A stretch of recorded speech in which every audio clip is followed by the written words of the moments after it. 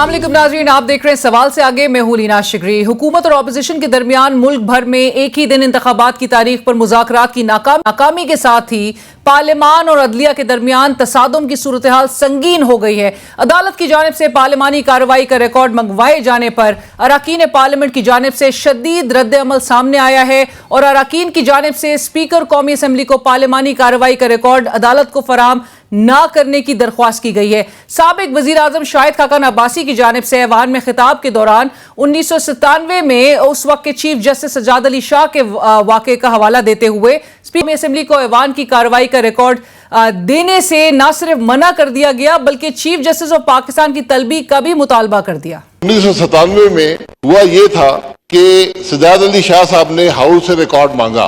House का record इस house की प्रॉपर्टी होता है और स्पीकर साहब हमसे पूछे बगैर ये रिकॉर्ड नहीं दे सकते। अगर आपसे मांगा गया आप हाउस से पूछें कि मुझे इजाजत है रिकॉर्ड देने की या नहीं। यहाँ जो तकारीर हुई थी उसका एक बड़ा हिस्सा स्पीकर साहब ने सुमरत साहब ने हदफ कर दिया था। उन्होंने कहा मुझे हदफ शुदा हिस्सा भी दें। रिकॉर्ड मांगा गया, ये बहुत सीरियस मसला है। ये बात आप हाउस के सामने रखें, फिर हम आपको जवाब देंगे कि रिकॉर्ड देना है या नहीं देना। चीफ जस्टिस साहब को बुलाया जाए और वो ये बताएं कि क्यों उन्होंने ये रिकॉर्ड मांगा है, किस मकसद के लिए मांगा है। नाज़रीन, 1997 में भी मुल्क को बिल्कुल हूबहू ऐसी ही सूरत हाल का सामना था जब पार्लियामेंट की जानिब से जो 13वीं तरमीम है उसके पास होने के बाद सुप्रीम कोर्ट की जानिब से उस वक्त के सदर फारूक लगारी को पास करदा तरमीम पर दस्तखत करने से रोक दिया गया था, जिसके बाद उस वक्त के वजीर आजम नवाज शरीफ और दीगर अराकीन असम्बली की जानिब से चीफ जस्टिस सज्जाद अली शाह को अपनी तकारीर में शदीद तनकीद का निशाना बनाया गया था, जिसके बाद सुप्रीम कोर्ट की जानिब से उस वक्त के स्पीकर कौमी असम्बली से असम्बली की कार्रवाई का रिकॉर्ड तलब किया गया था ताकि रिकॉर्ड के पेश नज़र वजीर आजम नवाज शरीफ समेत दीगर 8 अराकीन असम्बली के खिलाफ तौहीन अदालत की कार्रवाई का आगाज किया जा सके। लेकिन उस वक्त मुस्लिम लीग नून की क़यादत की जानिब से अदलिया के खिलाफ महाजराई के नतीजे में सियासी कारकुनान की जानिब से अदालत उज़्मा पर हमला कर दिया गया, जिसके बायस चीफ जस्टिस समेत आला अदलिया के जजेस को अदालत छोड़कर जाना पड़ा। बाद में अदलिया में जजेस की तकसीम की वजह से चीफ जस्टिस सज्जाद अली शाह को दबाव में मुस्ताफी होकर घर जाना पड़ा और एक बार फिर वफाकी वजीर दाखिला राना सनाउल्लाह साहब की जानिब से मौजूदा chief justice of Pakistan justice Umar Ata Bandial को भी ऐसे ही धमकियां दी जा रही हैं। चीफ जस्टिस ऑफ पाकिस्तान की जो है वो बहाली जो है वो एक एग्जीक्यूटिव ऑर्डर के ज़रिए से हुई थी, थ्रू एग्जीक्यूटिव ऑर्डर। अगर आप वो एग्जीक्यूटिव ऑर्डर विड्रॉ करें, फिर वो एग्जीक्यूटिव ऑर्डर अगर विड्रॉ करें तो फिर उसके कंसिक्वेंसेस जो हैं वो फिर इसमें कोई रॉकेट साइंस तो नहीं है, ये तो कोई बात बताने वाली नहीं है। अगर एग्जीक्यूटिव ऑर्डर से चीफ जस्टिस की बहाली हो सकती है तो वो रुखसत भी हो सकते हैं। वज़ीर दाखिला राना सनाउल्लाह साहब का कहना था कि अब या तो आर होगा या पार और हम इसके लिए बिल्कुल तैयार हैं। गवर्नमेंट, पार्लियामेंट, PMLN अब हमारे लिए पीछे हटने का कोई रास्ता नहीं है। अगर नुकसान होता है तो ये फिर अल्लाह की मर्जी है, अब हम इससे पीछे नहीं हट सकते। फैसला जो है या वो इम्प्लीमेंट हो जाएगा तो पार्लियामेंट जो है वो या गवर्नमेंट का नुकसान होगा, और अगर वो इम्प्लीमेंट ना हुआ तो फिर सज्जाद अली शाह की तर्ज के ऊपर फिर जाओ उनको घर जाना पड़ेगा। इस नहज पे ये मामला आ गया है कि या तो यहाँ पे कोई रास्ता निकलेगा, और अगर रास्ता निकलेगा तो वो विन विन पोजीशन होगी दोनों साइड्स के लिए और इस मुल्क के लिए भी। लेकिन अगर तसादम होता है तो इसमें फिर तबाही है। तो फिर आर या पार के लिए आप तैयार हैं? जी बिल्कुल तैयार हैं।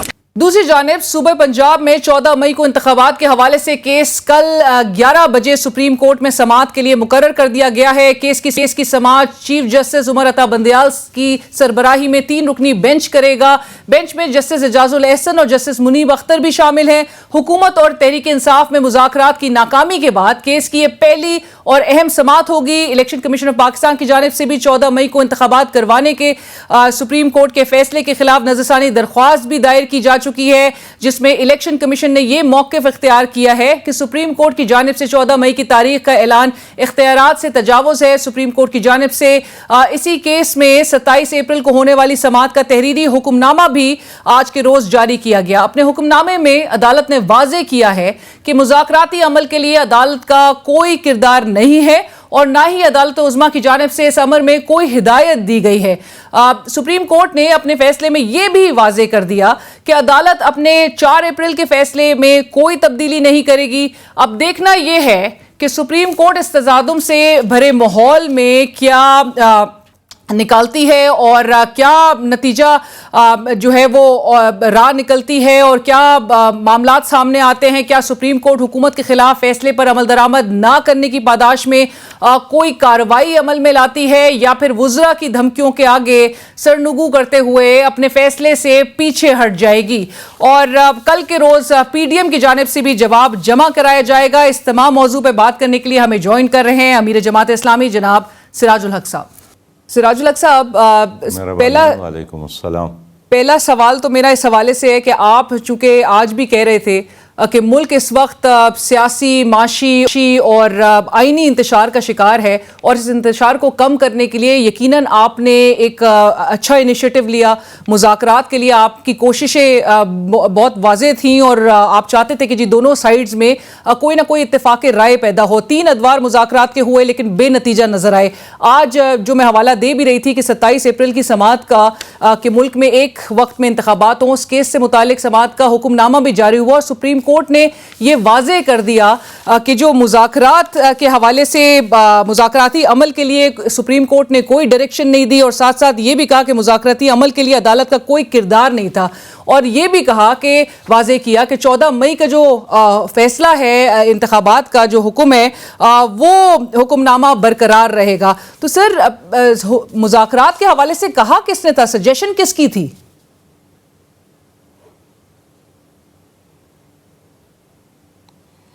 بسم اللہ الرحمن الرحیم۔ دیکھیے، الیکشن پوری قوم کا مسئلہ ہے، یہ کسی ایک پارٹی کا نہیں ہے، نہ ایک صوبے کا ہے۔ اس لیے ہمارا شروع سے یہ موقف تھا کہ ایک ملک ہے تو اس میں ایک الیکشن ہونا چاہیے۔ اگر آپ نے ایک الیکشن کی بجائے 4 الیکشن کروا دیے تو یہ ملک اس کے نتیجے میں تباہ ہو جائے گا، منتشر ہو جائے گا۔ یہ ہم نے 70 اور 71 میں دیکھا ہے کہ پیپلز پارٹی اور عوامی لیگ شیخ مجیب الرحمان کے درمیان تنازعات کی وجہ سے انہوں نے ایک دوسرے کو تسلیم نہیں کیا اور ایک دوسرے کے ساتھ بیٹھنے کے لیے تیار نہیں تھی، ملک 2 حصوں میں تقسیم ہو گیا۔ 77 میں پھر یہی ہوا تو مارشاء اللہ آیا، 97 میں پھر یہی ہوا تو مارشاء اللہ آیا۔ تو اس لیے بنیادی طور پر ہماری کوشش یہی تھی کہ الیکشن پوری قوم کا مسئلہ ہے، پوری قوم کا مطالبہ بھی ہے، تو ایک پنجاب میں الیکشن سے ایک احساسی محرومی بڑھے گا دوسرے صوبوں میں، اور خیبر پختونخوا میں الیکشن ہو پھر اس کا نتیجہ بھی کوئی قبول نہیں کرے گا، پھر جنرل الیکشن پر یہ دونوں صوبے اثر انداز ہوں گے۔ اس لیے ہم نے مناسب سمجھا، ضروری سمجھا اور پی ڈی ایم سے بھی بات کی، پی ٹی آئی سے بھی بات کی کہ ہمیں ایک تاریخ کے حوالے سے مذاکرات پر آنا چاہیے۔ اور پھر خود میں سپریم کورٹ گیا اور وہاں ایک روڈ میپ بھی دیا۔ سپریم کورٹ نے پھر ایک موقع بھی دیا تمام سیاسی جماعتوں کو، اور اس میں پھر 2 یا 3 بار ان کا بیٹھنا بھی ہوا۔ میں اب بھی سمجھتا ہوں کہ ڈائیلاگ اور مذاکرات اور اتفاق رائے پیدا کرنے کے لیے اور کوئی آپشن نہیں ہے۔ یا تو آپ نے جھگڑنا ہے، لیکن جھگڑے اور لڑائی کی صورت میں نقصان کس کا ہوگا؟ ملک کا ہوگا، قوم کا ہوگا۔ اس وقت بھی غریب عوام کا بیڑا غرق ہو رہا ہے، لوگ خوار ہو رہے ہیں، بے روزگاری میں اضافہ ہو رہا ہے۔ آج بھی آپ خبریں دیکھتے ہیں کہ کس طرح خیبر پختونخوا میں بدامنی ہے، تو ان مسائل پر کوئی توجہ دینے والی نہیں ہے۔ آپ گزشتہ سپریم کورٹ کو بھی دیکھیں، ان کے کارروائی کو، اور آپ کے پارلیمان کی کارروائی کو بھی دیکھیں، غریب اور عام اور قوم کے مسئلے پر کوئی ڈسکشن نہیں ہے۔ سارا مسئلہ یہی ہے کہ کہ ایک لیڈر کیا کہتا ہے اور دوسرا لیڈر کیا کہتا ہے. اس لیے ہم نے کوشش کی کہ اس میں بات چیت ہو, مذاکرات ہو. اور یہ بدقسمتی ہے کہ آج پارلیمنٹ بھی تقسیم ہے, یہ بدقسمتی ہے کہ آج عدالت بھی تقسیم ہے, ججز بھی تقسیم ہے, اور ججز ورسز ججز سامنے آئے ہیں, اور پھر عدلیہ ورسز پارلیمان یہ پہلی بار یہ دو دنیا میں آئینی ادارے بڑے یہ خطرناک صورتحال ہے سراج الحق صاحب کہ دو آئینی ادارے بالکل آمنے سامنے اس وقت نظر آ رہے ہیں, اور ایون حکومت کی جانب سے وہ جو تقاریر ہیں, جو سٹیٹمنٹس ہیں, وہ اس میں کوئی نرمی نہیں نظر آ رہی, بڑا سخت لہجہ استعمال کیا جا رہا ہے. بٹ جو میرا بنیادی سوال تھا, جو آپ نے کہا کہ سیاسی جماعتوں کی یعنی کہ حکومت کی طرف سے جو ایک تاثر دیا جا رہا تھا سراج الحق صاحب کہ عدالت فورس کر رہی ہے, جیسے مذاکرات کے لیے ان کو کہہ رہی ہے, اور جو بلاول بھٹو صاحب نے بھی کہا کہ جی بندوق کی نوک پر ہمیں مذاکرات کے لیے آپ نہیں کہہ سکتے جب تک آپ اپنا 3-2 والا فیصلہ واپس نہ لیں, یا پھر جس طرح کا ایک تاثر دیا جا رہا تھا کہ جی پنچایت لگائی جا رہی ہے, تو عدالت نے وہ واضح کر دیا کہ یہ سیاسی جماعتوں کے جو ہے یہ ان کا ہی اس میں عدالت کا کوئی کردار نہیں تھا. بٹ سراج صاحب, اب کیا آپ مذاکرات کے لیے سیاسی جماعت کو کہیں گے, اور کیا یہ مل بیٹھیں گی اب جب کہ یہ آرڈر سامنے آ چکا ہے؟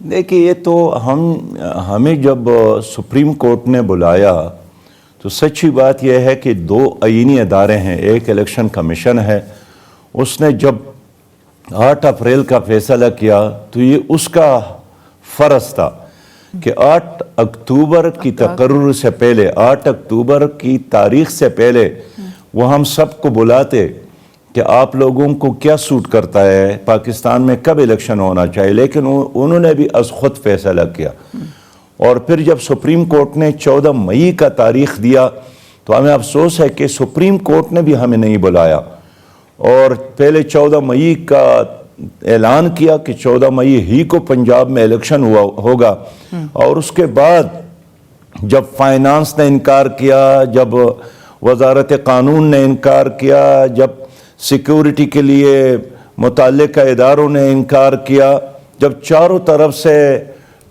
لوگوں نے انکار کیا, تو پھر انہوں نے ہمیں عدالت میں بلایا اور ہماری بات سنی. اس وقت بھی ہمارا ان سے یہی وہ تقاضا تھا کہ اس اتنے بڑے فیصلے کو آپ اپنے کندھوں پر اٹھانے کے بجائے سیاستدانوں پر چھوڑیے, سیاستدانوں کا کام ہے. لیکن چیف جسٹس نے ایک تو یہ کیا کہ ہمیں کوئی 2-3 گھنٹے دیے کہ چلے آپس میں 2-3 گھنٹے بیٹھ کر آپس میں کوئی تاریخ مقرر کر کے ہمیں اطلاع دے دے, طے کر لیں. پھر اٹارنی جنرل وہاں گئے, انہوں نے کہا کہ یہ 2-3 گھنٹوں کا کام نہیں ہے, ہر پارٹی کا اپنا ایک مسئلہ, ایک مائنڈ سیٹ ہے, اپنا ایک بیانیہ ہے, اس لیے اس میں مزید وقت چاہیے. پھر انہوں نے ایک اور تاریخ مقرر کیا, لیکن ہنوز یہ مسئلہ اس لیے حل نہیں ہوا کہ ہر ادارے نے مشاورت کی بجائے اس کو ایک انا کا مسئلہ بنایا ہے, اور ظاہر ہے جہاں انا کا مسئلہ, ذاتی مفادات کا مسئلہ آ جائے وہاں 100% نقصان قوم اور ملک کا ہوتا ہے. تو یہ آپ قومی اسمبلی کو بھی سنتے ہیں, آپ ججز کو بھی سنتے ہیں. میں سمجھتا ہوں کہ یہ بہت خراب صورتحال ہے, اور اب بھی ہمارے ساتھ کچھ وقت ہے کہ ہم اپنے معاملات کو خود ہی سلجھائیں, کوئی اور ہمیں منانے کے لیے اور آپس میں بٹانے کے لیے نہیں آئے گا. رائٹ. سراج الحق صاحب, آپ نے بھی سجیشن دی تھی کہ یہ معاملہ جو ہے جولائی تک جو ہے وہ انتخابات کے حوالے سے لے کر جایا جا سکتا ہے, یہ آپ کی سجیشن تھی. پاکستان تحریک انصاف نے بھی جو رپورٹ گزشتہ روز سپریم کورٹ میں جمع کروائی, اس میں بھی انہوں نے وہ شرائط بھی مینشن کیے کہ جو انہوں نے پی ڈی ایم کے سامنے ان مذاکراتی ادوار میں رکھے. ایک شرط یہ بھی تھی کہ جی اگریمنٹ تو اس بات پہ ہو چکا ہے کہ ملک میں ایک وقت پہ انتخابات ہوں, لیکن اسمبلیاں تحلیل کرنے سے متعلق چونکہ پاکستان تحریک انصاف چاہتی ہے کہ 14 مئی سے پہلے تحلیل ہو, وہ کہتے تھے کہ جولائی کے دوسرے ہفتے میں انتخابات ہو جائیں. آپ کو لگتا ہے کہ کل کا دن, اور چونکہ لوگوں کا خیال ہے کہ بڑا فیصلہ کن دن رہے گا جس میں پی ڈی ایم کی جانب سے جواب بھی جمع کرایا جانا ہے سپریم کورٹ میں, تو کہیں نہ کہیں معاملہ اگست کے اراؤنڈ انتخابات سے متعلق کوئی ہو سکتا ہے؟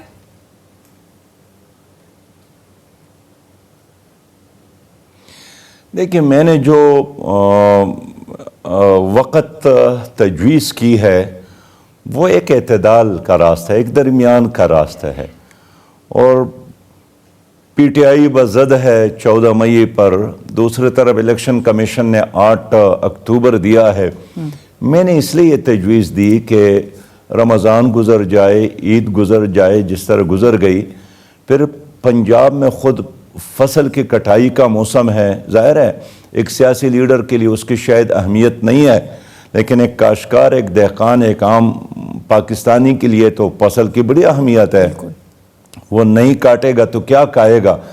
اس لیے پھر میں نے کہا کہ اس کے بعد لوگ حج پر جا رہے ہیں اور عبادت کا موسم ہے، تو لوگ حج سے واپس آ جائے، پھر اس کے بعد الیکشن کے حوالے سے 1 مہینے قبل یا 1 مہینہ اور آگے کر لے، اس پہ ایک کنسنسس ڈیولپ ہو سکتا ہے۔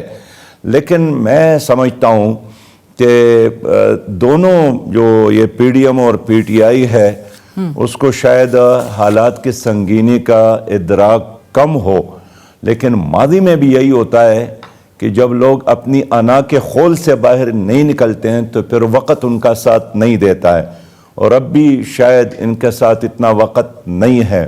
تو ہم اب بھی یہی طے کر چکے ہیں کہ تمام سیاسی جماعتوں سے الیکشن کے حوالے سے ہم رابطہ کریں گے۔ باقی آپ کی اپنی سیاست ہے، اپنا منشور ہے، اپنا پروگرام ہے، اپنا ویژن ہے، وہ چلاتے رہے۔ اپنے جھگڑے ہیں، ایک دوسرے کے بارے میں اعلانات ہے، وہ کرتے رہے، لیکن اصل میں ایک میرا لفظ ہے اور الیکشن کا، وہ کسی ایک پارٹی کا نہیں ہے۔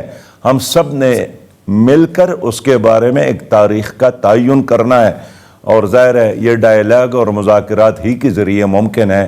ایک دوسرے کو ڈرا کر، دمکا کر، دبا کر آپ کسی کو زیر نہیں کر سکتے ہیں۔ ظاہر ہے ایک مہذب معاشرے کا بنیادی اصول ایک دوسرے کو قائل کرنا ہے، دلیل دینا ہے اور دلیل سننا ہے، سپیس لینا ہے اور سپیس دینا بھی ہے۔ بالکل صحیح کہہ رہے ہیں، بٹ سراج الحق صاحب، حالات کی اگر سنگینی کو آپ نے کہا کہ یہ دونوں سائیڈز نہیں سمجھ پا رہے، آپ نے یہ بھی کہا کہ اب حکومت کا بھی امتحان ہے اور انہیں بھی قربانی دینی ہے۔ حکومت جس محاذرائی کی طرف ملک کو لے کے جا رہی ہے اور جس طرح سے ایک پارلیمان ورسس عدلیہ ایک جو سچویشن بنا لی گئی ہے، جہاں پر کوئی اور شخص نہیں لیکن ملک کے وزیر داخلہ چیف جسٹس صاحب کو ایک نوٹیفیکیشن کے ذریعے ہٹانے کے حوالے سے بیانات دے رہے ہوں، تو کس حد تک آپ سمجھ رہے ہیں کہ یہ ایک ملک کے لیے ایک بہت ہی ایک خطرناک ترین صورتحال کی طرف ڈیلیبریٹلی آن پرپز لے کر جایا جا رہا ہے؟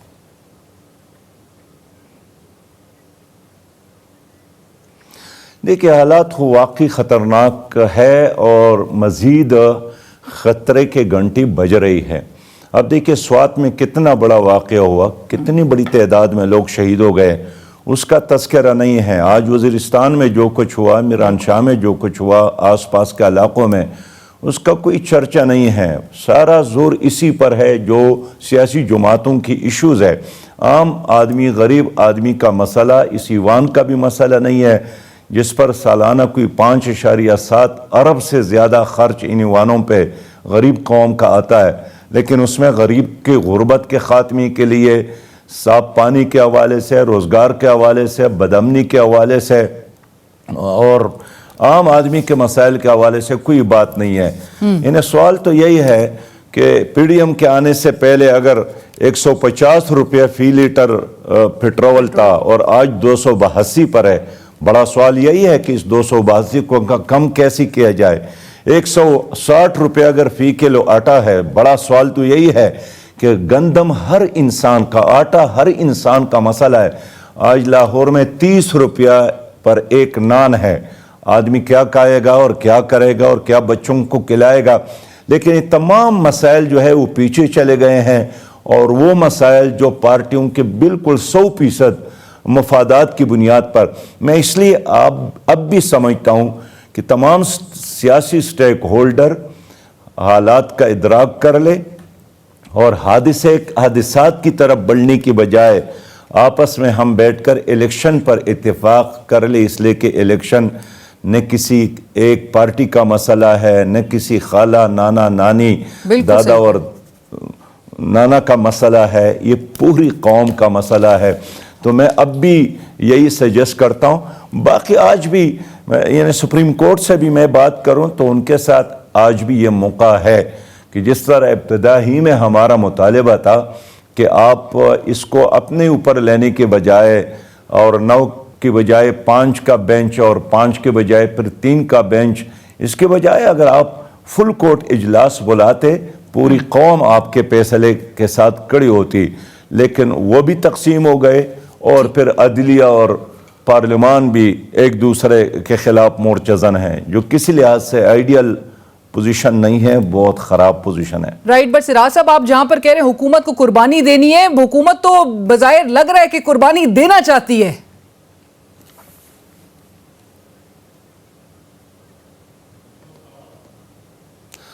یعنی وہ تو آپ کا مطلب بہت زمانی ہے، لیکن میں ایک اور سینس میں کہنا چاہتا ہوں کہ اگر ایک کنسنسس پیدا ہونے کا امکان موجود ہے تو بالکل آخر میں الیکشن لینے کی بجائے کچھ وقت اگر پہلے بھی ہو جائے، میرے خیال میں عوام ہی کو اختیار دیا جائے کہ وہ فیصلہ کرے، اور عوام کو اختیار دینے کا مطلب الیکشن ہی ہے۔ یہ جو مذاکرات جب بے نتیجہ، پی ڈی ایم نے جو کچھ کیا قوم کے سامنے ہے۔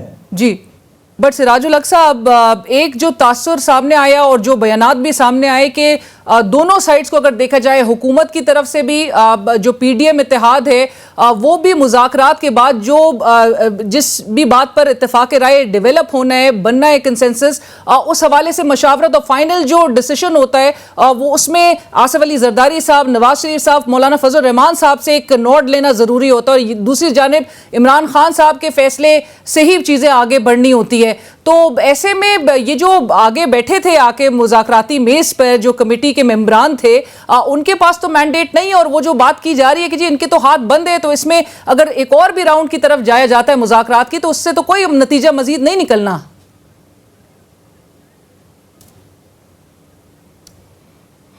دیکھیں، ایک مرحلہ تو ایسا تھا نا کہ خود وزیر داخلہ نے بھی اعلان کیا تھا کہ یا ہم رہیں گے یا وہ رہیں گے۔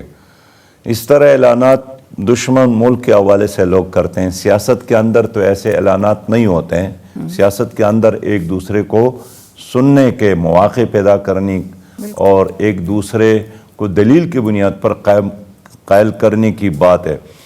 تو جھگڑے اور فساد سے سچی بات یہ ہے کہ معیشت اور تباہ ہو جائے گی۔ اگر کوئی سمجھتا ہے کہ ہم ایجیٹیشن کریں گے تو ایجیٹیشن کا نتیجہ جو ماضی میں نکلے گا، اس کے نتیجے میں کوئی پودے پر پل نہیں آتا ہے، جو پل ہوتا ہے وہ بھی ان سے محروم ہو جاتا ہے۔ اس لیے میں سمجھتا ہوں کہ کوئی راستہ نکالے بغیر کوئی اور آپشن ہمارے ساتھ نہیں ہے، اور اس کے نتیجے میں گلی اور کوچے کے سطح پر اور ٹینشن میں اضافہ ہوگا، پولرائزیشن میں اضافہ ہوگا، اس کے نتیجے میں آپ کی معیشت اور کمزور ہوگی، پاکستان تماشا بنے گا۔ اور ان دونوں جماعتوں نے ملک کو جس حد تک پہنچایا ہے، میں سمجھتا ہوں کہ ماضی میں کبھی بھی نہ ہمارے ادارے اس حد تک کمزور ہو گئے تھے، آپس میں لڑنے بڑھنے کے لیے تیار ہو گئے تھے۔ یہ ان دونوں جماعتوں نے ملک کو اس حد تک پہنچایا، لیکن ملک تو بھر ہمارا ہے، یہ ہمارا گھر ہے۔ اگر کسی ایک کونے میں آگ لگ جائے اور آپ دوسرے کونے میں بھی بیٹھے ہیں تو آگ آپ تک بھی پہنچ سکتی ہے۔ اس لیے تناؤ اور کچاؤ اور لڑائی اور فساد کی اس آگ کو بجھانے میں ہر باضمیر پاکستانی اور دانا بینا پاکستانی کو اپنا کردار ادا کرنا چاہیے۔ بے شک۔ سراج الحق صاحب، نون لیگ کے سینیٹر ہیں عرفان صدیقی صاحب، انہوں نے ایک بات کہی کہ 90 روز میں انتخابات کی شک غیر مؤثر ہو چکی ہے، اور وہ کہتے ہیں کہ اب آئین کے 254 آرٹیکل 254 کے تحت جب بھی الیکشن ہوئے وہ درست اور آئینی سمجھے جائیں گے۔ ان کی یہ بات، ان کا یہ نقطہ جو ہے، آپ سمجھتے ہیں کہ کوئی ویٹیج رکھتا ہے، یا پھر یہ اسے آئین کی تشریح اور اپنی مرضی سے آئین کی تشریح کے مترادف سمجھا جائے؟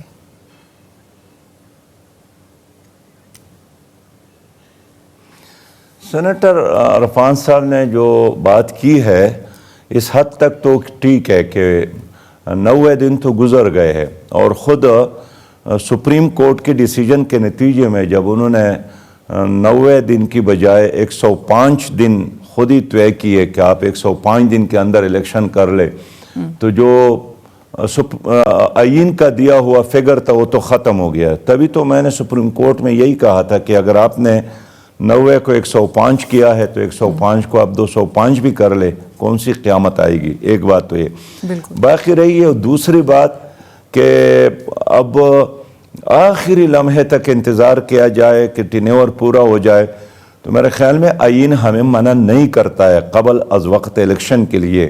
اور پوری دنیا میں یہی ہوتا ہے کہ جب کوئی نظام نہیں چلتا ہے تو حکومت قبل از وقت الیکشن کا انعقاد کرتی ہے, اس کے لیے تیار ہوتی ہے, اور یہ ایک پریکٹس ہے ساری دنیا کی جمہوری ممالک میں.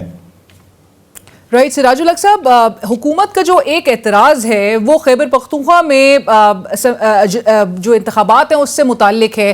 وہ کہتے ہیں کہ پاکستان تحریک انصاف اور ایون جو اعلیٰ عدلیہ ہے وہ اتنے کنسرن نہیں نظر آتے, اتنے پریشان نہیں نظر آتے خیبر پختونخوا میں انتخابات کے حوالے سے, اگرچہ 18 جنوری کو خیبر پختونخوا کا بھی اسمبلی تحلیل ہوئی تھی. آپ کا اس پہ کیا آپ کی رائے ہے؟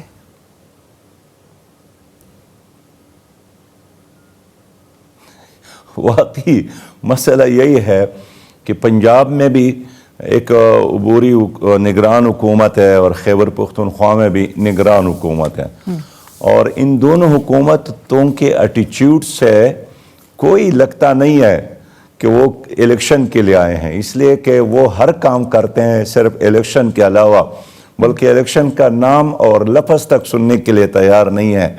لیکن یہ ماحول بنایا کس نے؟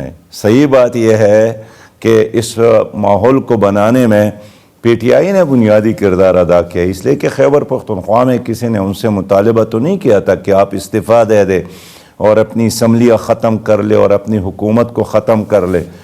پھر وہاں کا وزیر اعلیٰ بھی, پنجاب کے وزیر اعلیٰ تو بار بار کہتے رہے کہ اپنی حکومت آپ کیوں ختم کرتے ہیں, لیکن باہر بضد تھے اور انہوں نے اپنی حکومتوں کو ختم کر کے خود اپنی طاقت کو یا جو ان کو ایک میسر فورم تھا اس کا خاتمہ کیا, اور اس پر انہوں نے پھر خوشحالی کا اظہار بھی کیا. اب خود پنس گئے ہیں, مشکل سے 2-4 ہو گئے ہیں. ان کا یہ خیال تھا کہ شاید ہم پنجاب میں دوبارہ الیکشن جیت کر آئندہ جنرل الیکشن پر اثر انداز ہوں گے یا خیبر پختونخوا میں. رائٹ. بٹ سراج صاحب آخر میں صرف یہ بتا دیں کہ ون ٹائم جو کانسٹیٹیوشنل امینڈمنٹ ہے, ترمیم ہے, اس کے حوالے سے تو پاکستان تحریک انصاف اگری کرتی ہے اور اسمبلی میں واپس آنا چاہتی ہے پارلیمنٹ میں, ان کو آنے دینا چاہیے؟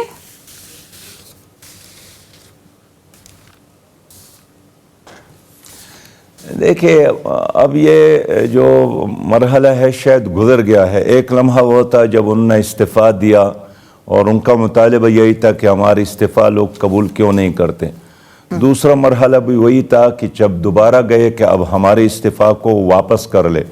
ابھی تیسرا مرحلہ ہے کہ ہمیں ایک دن کے لیے وہاں جانے دے, لیکن یہ بھی کنسنسس کی بنیاد پر ممکن ہے. اب دیکھنا یہ ہے کہ کیا قانون اس کی اجازت دیتا ہے کہ ایک آدمی نے استعفیٰ دیا ہو اور اس کے استعفاء باقاعدہ باضابطہ اسپیکر نے منظور کیا ہو. آپ کی رائے کیا ہے سر, آنا چاہیے واپس اسمبلی میں؟ دروازہ بھی کٹکھٹایا ہو. میری رائے یہی ہے کہ اتنی طویل ایکسرسائز کے بعد ایک ہی کام کرنا چاہیے کہ نگران حکومتیں قائم ہوں مرکز میں بھی اور 4 صوبوں میں, اور جس پر اتفاق بھی ہوا ہے, اس طرح ایک الیکشن پر بھی اتفاق ہوا ہے. میرے خیال میں اب اس کی طرف بڑھنا چاہیے اس کی طرف. بہت شکریہ سراج الحق صاحب, بہت شکریہ کرنے کے لیے. امیر جماعت اسلامی جناب سراج الحق صاحب اس وقت ہم سے بات کر رہے تھے. اسی کے ساتھ ہی بڑھیں گے ایک بریک کی طرف, اور بریک کے بعد دوبارہ حاضر ہوتے ہیں. بریک کے بعد ایک بار پھر خوش آمدید. اور حکومت اور اپوزیشن کے درمیان جو مذاکرات کے 3 راؤنڈز ہوئے وہ بے نتیجہ ہی رہے, لیکن اس بحران سے نکلنے کے لیے اور حل نکالنے کے لیے اور انتخابات کے حصول کے لیے دونوں سائیڈز کا بیٹھنا اور اس سے کسی ایک نتیجے پہ کسی ایک نقطے پہ اتفاق رائے قائم ہونا وہ بہت ضروری ہے. لیکن معاملات کس طرف جا رہے ہیں, محاذرائی ہے, 2 آئینی ادارے ایک دوسرے کے آمنے سامنے ہیں, اس حوالے سے گفتگو کریں گے. علی محمد خان صاحب سینئر رہنما پاکستان تحریک انصاف اس وقت ہمارے ساتھ موجود ہیں. علی محمد صاحب بہت شکریہ, السلام علیکم, آپ نے ہمیں جوائن کرا.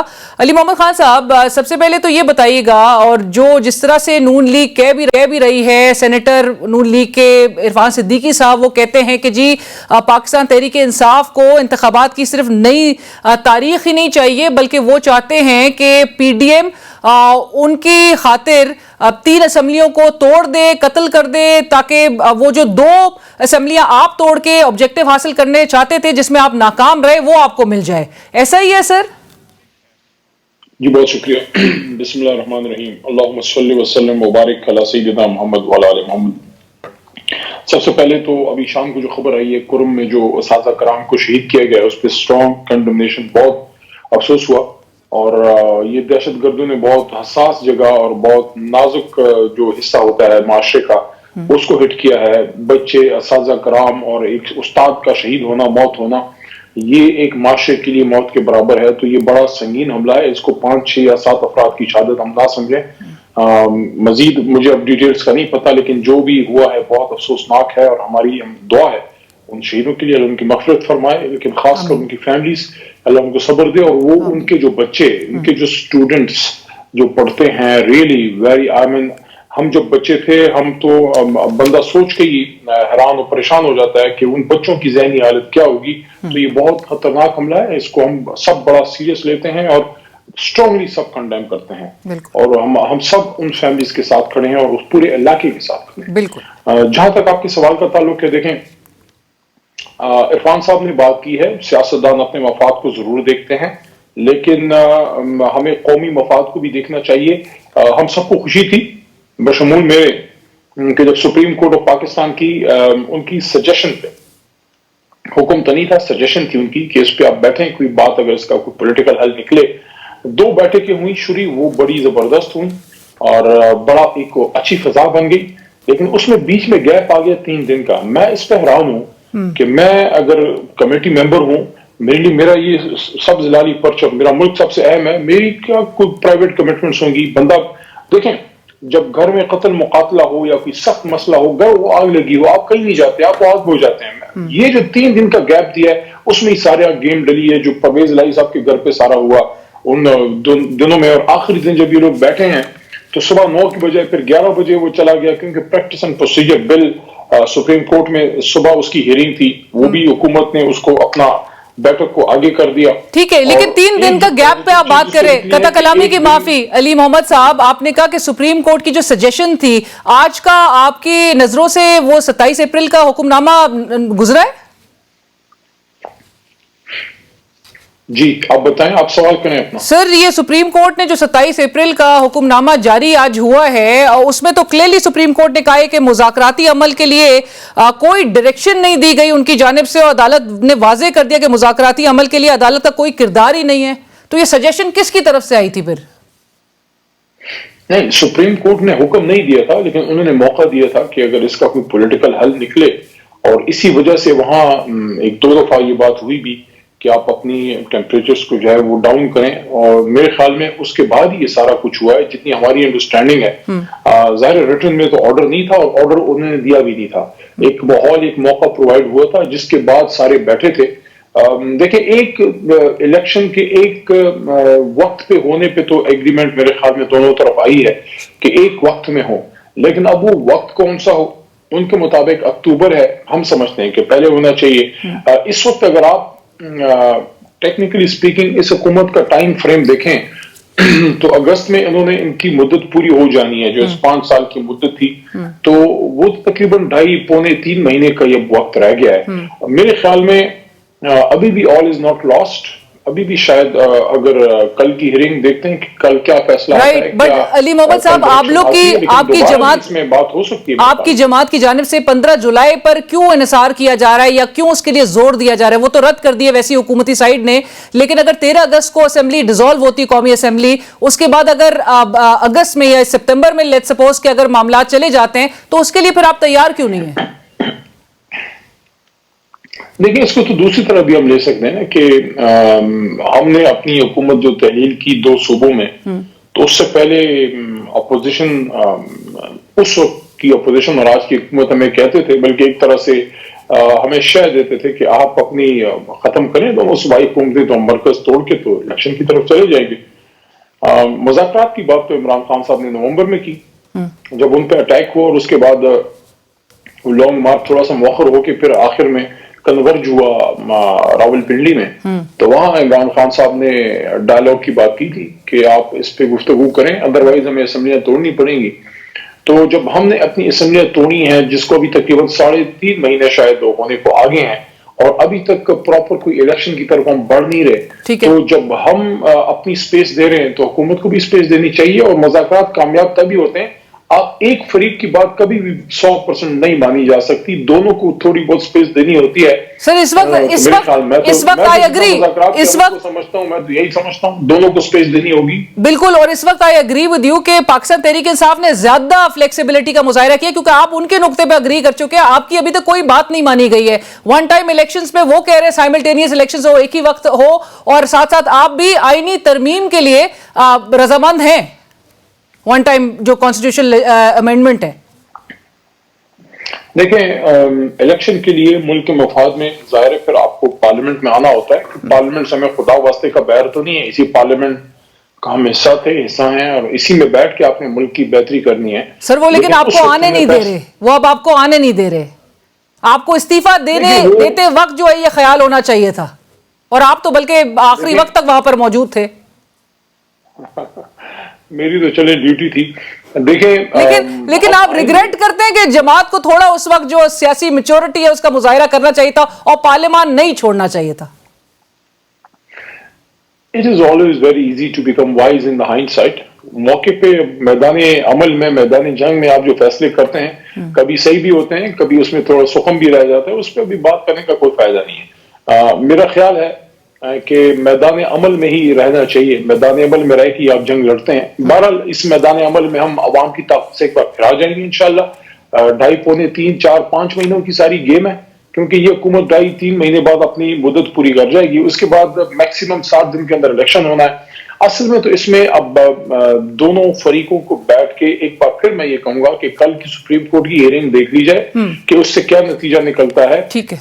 یہ اگر 1-2 بیٹھکیں، میری ذاتی رائے ہے، یہ پارٹی کی بات میں نہیں کر رہا، کیونکہ پارٹی کی اس پہ ابھی آئی ڈونٹ نو کہ دوبارہ بیٹھک کے لیے راضی ہوتی ہے ہماری سینئر لیڈرشپ یا نہیں، لیکن میری رائے یہ ہے کہ اگر کوئی اس پہ کوئی راہ نکلتی ہے اور بیچ کا کوئی راستہ نکلتا ہے اور اکتوبر سے ہمیں مہینہ 1 پہلے الیکشن ملتا ہے، تو اگر ہمیں مہینہ 1.5 پہلے الیکشن ملتا ہے اور حکومت کی جو پوائنٹ آف ویو ہے کہ آپ علیحدہ نہیں ایک وقت پہ کریں، تو that will be a one one situation. اس کے سیاسی پلیئرز کو اپنا رول پلے کرنا پڑے گا. لیکن یہ ایک میں سمجھتا ہوں کہ ایک سیٹ بیک ہے پولیٹیکل سسٹم کے لیے کہ سیاستدان بڑی جماعتیں بیٹھی لیکن صحیح حل کی طرف نہیں جا سکے. یہ عوام میں یہ چیزیں، اس سے سیاستدانوں کا سٹیچر کم ہوتا ہے. آپ جب بیٹھے تو مسئلہ حل کر کے جو ہے آپ کو اٹھنا چاہیے. لیکن بہرحال this is part of the game. کبھی آپ کے مذاکرات کامیاب ہوتے ہیں، کبھی کامیاب نہیں بھی ہوتے، لیکن آپ حوصلہ نہیں ہارتے، آپ اپنی کوشش جاری رکھیں. بالکل صحیح ہے سر. ایک طرف آپ کی جماعت نے 4 ریلیز کا جو ہے وہ اعلان کر دیا. عمران خان صاحب کہتے چیف جسٹس کے حق میں یہ ریلیاں نکالی جائیں گی، ان سے اظہار یکجہتی کے لیے ریلیاں نکالی جائیں گی. دوسری طرف حکومتی سائیڈ بھی ہے، حکومتی وزراء جو ہیں وہ بیٹھ کے روزانہ پریس کانفرنسز کر رہے ہیں اور وہ آپ پہ الزامات لگا رہے ہیں. خان صاحب کو بھی اس بات کا خدشہ ہے کہ جی ڈبل سینچری ہونے جا رہی ہے ان کے خلاف مقدمات کی. آج ملک احمد خان صاحب کہہ رہے تھے کہ جی جو سابق چیف جسٹس ہیں ان کے بیٹے آپ لوگ کی پارٹی کے ٹکٹس جو ہے وہ تقسیم کر رہے تھے، اور پی ڈی ایم نے آلریڈی حکومت کی جانب سے ریفرنس الیکشن کمیشن میں دائر کر دیا گیا ہے. یہ جو مبینہ انوالومنٹ کی وہ بات کر رہے ہیں سابق چیف جسٹس اور عمران خان صاحب کی ٹکٹ کی تقسیم سے متعلق. سر ثاقب نثار صاحب آپ لوگ کے لیے اکیلے بروکر تھے یا اور بھی تھے؟ ثاقب نثار صاحب کو تو میں چیف جسٹس آف پاکستان کے طور پہ ہی جانتا ہوں. باقی تو پارٹی کی کسی میٹنگ یا کسی حوالے سے میرا تو کبھی ان سے رابطہ نہیں رہا، نہ میرا خیال ہے کہ ان کا کوئی اتنا ایکٹیو رول ہوگا. لیکن اگر ان کے بیٹے کا کوئی نیگیٹو رول ہے تو میں نہیں ڈیفینڈ کروں گا. اگر غلط کام کسی نے کیا ہے پہلے اوتھینٹیکیٹ ہو جائے کہ کیا کیا ہے، یا ویسی اسپیکولیشن ہے. آج کل آڈیو لیکس ہر طرح کی آتی بھی ہیں، لیکن اگر کسی کا غلط کام ہے اس کو they have to pay the price. لیکن یہ چیزیں کیسے کرنا، سارا کچھ کرنا، یہ اس سے آپ الیکشن سے بھاگ نہیں سکتے. آپ چاہے کچھ بھی کرنے، آپ پریکٹس اینڈ پروسیجر بل لے ہیں، آپ یہ کہیں کہ ججوں کو عدالت سے اٹھا کے تو پارلیمان میں لے آؤ، یہ پتہ نہیں ان کو ہو کیا گیا ہے. یہ آئین نہیں پڑھتے یا یہ اپنے مقصد کے لیے بالکل دیوانے ہو گئے ہیں. آئین آپ پہ قدغن لگاتا ہے. اب جوڈیشری اب ججز کا کانڈکٹ ڈسکس ہی نہیں کر سکتے. آرٹیکل 68 کانڈکٹ پارلیمنٹ میں نہیں ڈسکس کر سکتے. سر وہ ابھی جواب وہ سمن کرنے کی بات کر رہے ہیں چیف جسٹس آف پاکستان کو, اب وہ کوشش کر لینا اس نیچ میں چلے گئے. لیکن آخری سوال آج عمران خان صاحب سے بھی آخری غلطی ہوگی, یہ کر لیں یہ کوشش, یہ اس سے ساری کالا کوٹ جتنا کھڑا ہے سپریم کورٹ کے ساتھ جو رہ گیا ہے وہ بھی سارا کھڑا ہو جائے. علی محمد صاحب بریفلی, بالکل ٹھیک ہے, ایک بریفلی ایک ذرا جواب دے دیجیے گا, پھر مجھے بریک کی طرف جانا ہے. آج خان صاحب سے جسٹس قاضی فائز عیسیٰ کے خلاف ریفرنس سے متعلق ایک سوال ہوا. خان صاحب نے کہا اور یہ سوال تھا کہ جی ان کے خلاف ریفرنس لا کر آپ یہ نہیں سمجھتے کہ سپریم کورٹ میں تقسیم جو ہے وہ ہوئی ہے. تو خان صاحب نے اس کا جواب میں کہا کہ ریفرنس جو ہے وہ جنرل فیض حمید سے بھی اوپر سے آیا تھا. سو بڑا کچھ انکشافات جو ہے وہ بڑے لیٹ ہوتا ہے. سو بعد میں وہ کہتے ہیں اندازہ ہوا کہ مقصد کیا تھا. ایسا ہی تھا سر؟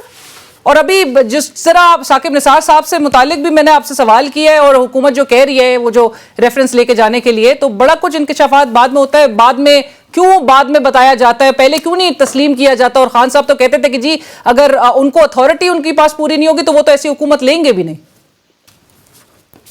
میرے خیال میں یہ بڑا امتحان کا ایک سال گزرا ہے. خان صاحب کی زندگی میں بڑے امتحان آئے ہیں. ان کی والدہ کی فوتگی, ان کا گھر کا ٹوٹنا, پارٹی کا 96 کا الیکشن ہارنا, 2013 جیتا ہوا الیکشن ہمارے ہاتھ سے چھیننا, 2018 جس میں ہماری ایبسولوٹ میجورٹی آ رہی تھی اس کو کم کیا جانا.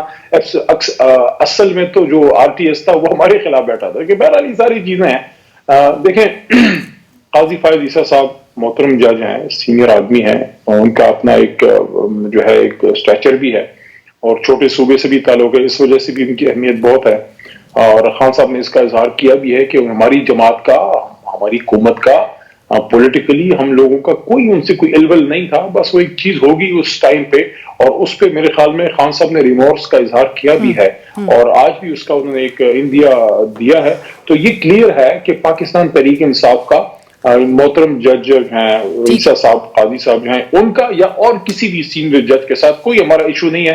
ہم سپریمیسی آف پارلیمنٹ اور سپریمیسی آف کانسٹیٹیوشن کے لیے کھڑے ہیں. جو بھی چیف جسٹس آئے گا ہمارے لیے قابل احترام ہوگا اور آئین کے ساتھ ہم کھڑے ہیں, اور اسی لیے ہفتے کے دن پورا پاکستان نکل بھی رہا ہے انشاءاللہ. بہت شکریہ علی محمد خان صاحب, سینئر رہنما پاکستان تحریک انصاف. بات کہے تھے ہفتے کے روز کال دی گئی ہے پاکستان کو اور پاکستانی عوام کو سڑکوں پہ نکلنے کے حوالے سے, اور ایک بڑی حیران کن اور پریشان کن ایک بیان جو ہے آج فواد چودھری صاحب نے دیا کہ جب سے ان کی حکومت کا خاتمہ ہوا ہے دہشت گردی کے واقعات میں اضافہ ہو گیا. یہ کس سے لنک کرنا چاہ رہے ہیں؟ بہرحال ایک بریک کی طرف چلتے ہیں, بریک کے بعد دوبارہ حاضر ہوں گے. ناظرین بریک کے بعد ایک بار پھر خوش آمدید. اور شنگھائی تعاون تنظیم کے لیے اس میں شرکت کے لیے فورن منسٹرز کی یہ میٹنگ ہے. اس میں شرکت کے لیے وزیر خارجہ جناب بلاول بھٹو زرداری صاحب گوا میں موجود ہیں, اور یہ 12 سال کے بعد بھارتی دورہ کرنے والے پہلے پاکستانی وزیر خارجہ ہے. اس سے پہلے 12 سال قبل آپ کو یاد ہوگا سابق وزیر خارجہ جناب ہنا ربانی کھر صاحبہ, انہوں نے اپنے ہم منصب سے اس وقت کے ایس ایم کرشنا سے دلی میں ملاقات کی تھی, اور اس وقت کا ماحول کافی مختلف تھا, کافی ڈیفرنٹ تھا. ابھی صورتحال ایون دونوں ممالک کے درمیان تعلقات کو لے کے کافی مختلف ہیں, اور اس وزٹ کو بلاول بھٹو صاحب کے اور ساتھ ساتھ یہ SCO فورن منسٹرز میٹنگ جو ہے اس سے متعلق کافی ایک تاثر دیا جا رہا ہے یہ کہ یہ ایک بڑا ہی گیم چینجر اس وقت یہ ایک میٹنگ کنسیڈر کی جا رہی ہے, اور گیم چینجر ایک وزٹ بھی ہے وزیر خارجہ بلاول بھٹو صاحب کا. اس حوالے سے آج ہم بات کریں گے کہ اس میں پاکستان کے لیے کیا کیا ایڈوانٹیجز ہے اور پاکستان کی پوزیشن کتنی مزید جو ہے وہ مضبوط ہوتے ہوئے دکھائی دے گی. اس حوالے سے گفتگو کرنے کے لیے ہمارے ساتھ موجود ہیں عبدالباسط صاحب, former ambassador to Germany, former high commissioner to India. Basit صاحب, لائک آئی سیڈ, جو ایک امپریشن ایک تاثر دیا جا رہا ہے کہ یہ ایک بہت ہی گیم چینجر جو ہے وہ ایک ایونٹ نظر آ رہا ہے, یا گیم چینجر ایلیمنٹ جو ہے اس میں بڑا نظر آ رہا ہے. پاکستان کے وزیر خارجہ کی گوا میں موجودگی ویز آر ریلیشنز ود انڈیا, آپ سمجھ رہے ہیں کہ یہ ایک, اور اس میں کیا گیم چینجر ایلیمنٹ نظر کیا آ رہا ہے؟ بہرحال بہت شکریہ آپ کا. مجھے تو کوئی گیم چینج ہوتے نظر نہیں آ رہی.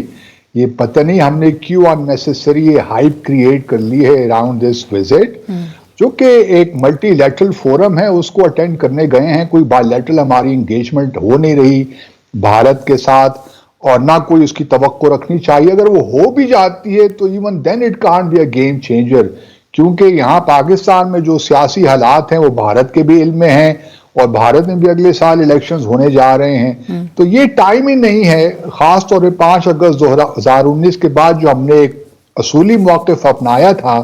میرا تو اپنا خیال یہ تھا کہ وزیر خارجہ کو قطعاً جانے کی ضرورت نہیں تھی اور اپنی پارٹیسپیشن کو تھوڑا ڈاؤن گریڈ کرتے یا پھر ورچوئل اٹینڈ کر لیتے، جس طرح ہم ہمارے وزیر مشیر دفاع نے جو دفاع کے وزراء کی میٹنگ ہوئی تھی پچھلے ہفتے شنگھائی کوآپریشن آرگنائزیشن کی نیو دہلی میں، اسی قسم کی ورچوئل اٹینڈنس ہو جاتی. نہ جانے ہم اتنا کیوں ہائپ کریٹ کر رہے ہیں، ساتھ میں جرنلسٹ میڈیا بھی پورا گیا ہوا ہے ایز اف کہ اگر کوئی میٹنگ ہو بھی جاتی ہے بالفرض محال تو heavens are going to fall. وہی پرانی چیزیں ہیں، ٹاک اباؤٹ ٹاکس، اور وہی مطلب کوئی اس سے نکلنا نہیں ہے. کوشچن یہ ہے کہ ہمارے ہاں کلیئرٹی ہے کہ نہیں، ہم کیا اچیو کرنا چاہتے ہیں بھارت کے ساتھ. کیا ہمارا آبجیکٹو یہ ہے کہ بھارت کے ساتھ ری انگیجمنٹ شروع ہو جائے، یا ہمارا آبجیکٹو یہ ہے کہ ہمیں جموں اور کشمیر کا جو اسٹیٹس کو تھا 5 اگست 2019 سے پہلے وہ بحال ہو جائے، اسٹیٹس کو اینٹی بحال ہو جائے. ہمارا کیا آبجیکٹو ہے، یہ کلیئرٹی ہے نہیں. اور یہ وزٹ اس قسم کے ہو رہے ہیں، اس قسم کی ہائپ کریٹ کر رہے ہیں جو کہ ہماری کریڈیبلٹی ہے کشمیر پہ اس کو انڈرمائن کر رہی ہے. اور مقبوضہ جموں اور کشمیر میں بھی صحیح میسج نہیں جا رہا کہ ہم کیا اچیو کرنا چاہتے ہیں ان سب چیزوں سے. تو میں تو بہت وریڈ ہوں about this visit frankly speaking. اب دیکھتے ہیں کل وزیر خارجہ اپنی اسٹیٹمنٹ میں کیا کہتے ہیں. آیا وہ انڈائریکٹلی اس بات کا اظہار کرتے ہیں کہ ایس سی او جو ہے جب تک بائی لیٹرل تعلقات صحیح نہیں ہوں گے، جب تک ہمارے تنازعات حل نہیں ہوتے، اس وقت تک ریجنل کوآپریشن، ریجنل کنیکٹیویٹی وہ بالکل پاسبل نہیں ہے. اور سب سے بڑا امپیڈیمنٹ جو ہے وہ بھارت ہے اس سارے معاملے میں. چائنا بھارت کے تعلقات میں پرابلمز ہیں اور پھر بھارت پاکستان کے ایشوز ہیں. تو جب تک بھارت اپنے اس ہوبرسٹک ایروگنس سے باہر نہیں نکلے گا، جب تک وہ اپنے اقدامات نہیں لے گا، اس وقت تک کچھ نہیں ہونے والا. یہ سب ایسی باتیں ہیں اور میرے خیال میں اس وزٹ کی بھی کوئی ضرورت نہیں. رائٹ، بٹ عبد الباسط صاحب آپ نے جس طرح سے کہا کہ یہ پاکستان کی کریڈیبلٹی کو اور انڈرمائن کرنے کے مترادف ہے، اور اگر آپ کہتے ہیں کہ ہو بھی جاتی ہے ہمارے وزیر خارجہ کی ملاقات اپنے ہم منصب سے، تو وہ تب بھی جو ہے وہ ایک نان ایونٹ کے طور پہ یا انسگنیفیکنٹ ہی آپ کا خیال ہے کہ وہ سمجھا جائے گا. لیکن اگر یہی باسط صاحب میٹنگ ہو رہی ہوتی S C O foreign ministers meeting لیٹس سے الماتی میں یا دوشنبے میں یا بیجنگ میں، تو آپ کو لگتا ہے کہ وہ کچھ ڈیفرنٹ ہوتی اگر وہاں پر پاکستان کے وزیر خارجہ کی ملاقات بھارتی ہم منصب سے نہیں ہوتی، یا ابھی گوا میں موجود ہو کر نہ ہونا زیادہ ڈیمیجنگ ہے اور ایک امپریشن ہمارے ریلیشنز، دونوں ممالک کے ریلیشنز کے حوالے سے ایک بہت زیادہ ایک نیگیٹو پرسیپشن مزید جائے گا؟ نہیں دیکھیں، تاشقند میں بھی ہوئی تھی، وہاں ہمارے فارن منسٹر گئے تھے، وہاں کوئی ملاقات نہیں ہوئی تھی. اور میں سچی بات ہے کہ میں اس پہ خوش ہوں کہ ملاقات نہیں ہو رہی. مجھے اس بات پہ تھوڑا اطمینان ہے کیونکہ بھارت کی یہ خواہش ہے کہ ایک ملاقات ہو جائے تاکہ دنیا بھر کو یہ بتایا جا سکے کہ جموں اور کشمیر کا تنازع ہم مل گئے ہیں دونوں فارن منسٹرز، تو اب حالات ہم قابو میں کر لیں گے. اور جو کشمیر مقبوضہ کشمیر میں یہ میسج جائے کہ جی پاکستان نے جو 5 اگست 2019 کا جو انہوں نے غیر آئینی اقدامات لیے وہ پاکستان نے ایکسیپٹ کر لیے ہیں. تو بھارت تو ایک لحاظ سے ڈیسپریٹ تھا کہ یہ ملاقات گوا میں ہو جاتی، اور میری اطلاعات کے مطابق انہوں نے انفارملی اس قسم کی سجیسشن یہاں اسلام آباد میں دی بھی تھی تھرو دیئر ہائی کمشنر. لیکن جب پھر پونچھ کا واقعہ ہوا 20 اپریل کو، تو چونکہ اس وقت تک ہم نے کوئی صحیح جواب نہیں دیا تھا، تو بھارت نے اس کو استعمال کر کے اپنے نیریٹو کو ری انفورس کیا کہ terrorism and talks can not go together. تو میرے خیال میں ایک لحاظ سے اچھا ہے کہ بھارت نے یہ ملاقات نہیں ہوئی، اور اس کی وجہ سے ایک اطمینان مجھے ضرور ہے کہ ملاقات نہیں. اگر خدا نخواستہ ہو جاتی ہے تو پھر تو ہماری کریڈیبلٹی کشمیر کے معاملے بالکل ہی آگے پیچھے ہو جائے گی. کیونکہ یہاں تو دیکھیں جو پاکستان میں سب سیاسی ہیجان سی کیفیت ہے، اس میں تو کچھ پتہ ہی نہیں چل رہا کہ ہو کیا رہا ہے. تو اس قسم کے جو فورن پالیسی کے ایرینا میں اس قسم کے جو اسٹیپس ہیں ड्रास्टिक स्टेप्स वो मैं नहीं समझता कि इस हुकूमत को लेने चाहिए। राइट, बट बासित साहब आगे एससीओ लीडर्स मीटिंग भी जो है, समिट, वो भी स्केड्यूल्ड है, और साथ साथ अगर देखा जाए कि एक तरफ इंडिया जो है वो कुछ मल्टीलैटरल ऑर्गेनाइजेशंस में काफी एक स्ट्रॉन्ग मेंबर के तौर पर नजर आता है, तो एससीओ में आपको लगता है कि इसकी प्रेजेंस थोड़ी रिस्ट्रिक्ट हो जाती है रशिया और चाइना के होने से? देखिए, मैं समझता हूं कि बिल्कुल एक लिहाज से एससीओ के 3 एक्चुअली मेजर फोरम्स हैं। एक हेड्स ऑफ स्टेट का है, दूसरा हेड्स ऑफ गवर्नमेंट का भी है, और फिर तीसरा काउंसिल ऑफ फॉरेन मिनिस्टर्स का है। जहां तक अब अगले जुलाई में जो मीटिंग हो रही है न्यू दिल्ली, वो हेड्स ऑफ स्टेट की मीटिंग है, हेड्स ऑफ गवर्नमेंट की नहीं है। अगर मैं डिसीजन मेकर हूं और मैं कश्मीर के मामले में दुनिया भर को ये बताना चाहूं कि जी हम, क्योंकि हमेशा जो हमारी हेड्स ऑफ स्टेट की मीटिंग पाकिस्तान से ट्रेडिशनली और भारत से भी चीफ एग्जीक्यूटिव प्राइम मिनिस्टर ही जाते रहे हैं हमारे भारत और पाकिस्तान के केस में। तो मैं तो अगर पाकिस्तान के सियासी हालात ठीक होते तो मैं शायद ये फैसला करता कि instead of sending the prime minister I would send the president to that meeting. एक लिहाज से हमारा एक मैसेज डिफरेंट तरीके से कन्वे हो जाता। लेकिन अब चूंकि इस मीटिंग में जो वज़ारा खारजा की हुई है, इसमें हमारे वजीर मुमलिकत चले जाते तो ज्यादा बेहतर होता, और हेड्स ऑफ स्टेट की जो मीटिंग थी उसमें हमारे फॉरेन मिनिस्टर पार्टिसिपेट कर लेते तो ज्यादा बेहतर रहता मेरे ख्याल में। लेकिन अब वो बहरहाल बात गुजर गई है। अब देखना यही है कि कल जो तकरीर होगी उसमें क्या जिक्र होता है, क्या बात होती है, चाइना और रशिया के साथ क्या बात हुई। अब कल जब वजीर खारजा वापस आएंगे तो उम्मीद है कि एक प्रेस कॉन्फ्रेंस भी शायद कल या परसों करें, तो फिर जरा मालूम पड़ेगा कि असल बात हुई क्या है। क्योंकि ये जो इस वक्त गोवा में मीटिंग हो रही है, बुनियादी तौर पे ये जो आउटकम डॉक्यूमेंट जुलाई में निकलना है उसके हवाले से मीटिंग हो रही है, उसकी प्रिपरेशन के लिए आप यूं समझ लीजिए। Right. तो इस मीटिंग की इतनी अहमियत नहीं है, देखते हैं कि आगे क्या होता है। राइट, बट बासित साहब एक और सवाल, और यही इंडियन एक्सटर्नल अफेयर्स मिनिस्टर से मुलाकात से मुताल्लिक, क्या आपके ख्याल में पाकिस्तानी साइड से कोई मीटिंग की ख्वाहिश या कोई रिक्वेस्ट की गई होगी?